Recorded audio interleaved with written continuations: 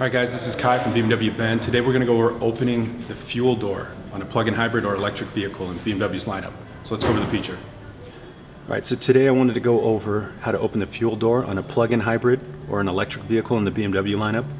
So because the tanks are pressurized in these vehicles, there's an actual fuel door release.